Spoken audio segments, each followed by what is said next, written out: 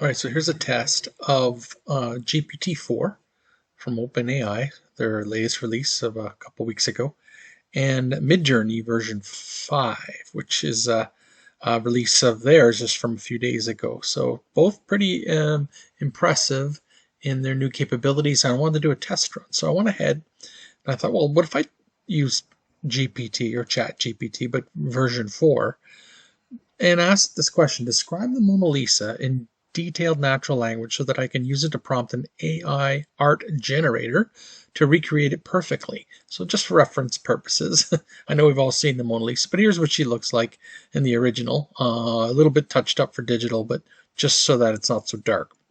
That's basically what the original looks like. So I asked GPT-4, go ahead, describe it. So I'm not going to read it fully there, but you can see it gives it quite a detailed explanation. Very impressed with how in-depth. It went a lot further than I thought it was going to go. And it gave that full natural language description of what the Mona Lisa would be. So I went ahead and I took that, I cut and pasted it over to Midjourney, and basically went and put it straight in there as a prompt, the Imagine prompt /I. And here's what it kicked back. Gave me an example here. I didn't think any of these really were impressive. I mean, it specifically said looking to her left. Midjourney had a little trouble with that. I think the only one looking to her left is right there. And then I asked it to give it another try, regenerated, using the regenerate button. And I got these, and I thought, you know what, of all these, I really did think this one came close.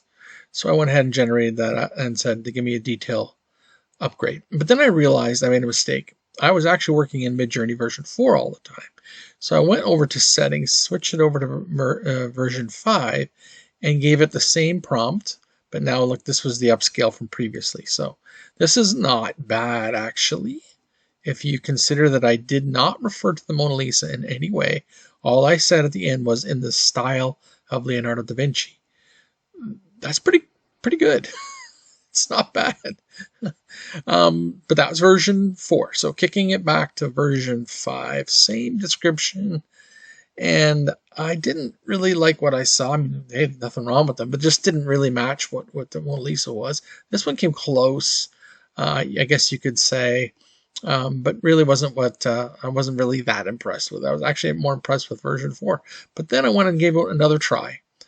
And of these 4, I thought this one came pretty close. Gave it another try. So that was the one I thought was closest, sort of a modern version, if you like. It didn't give it the same, facial structure, that sort of thing. Maybe the nose, even the chin. So not too bad. But remember, it's only describing. I mean, you try this, right? Describe the Mona Lisa, and then have someone else just go ahead from your description and paint it. So that's basically what Midjourney did here, and I actually was quite impressed. So I thought I'd share that. Although I still think I prefer version 4. I don't know.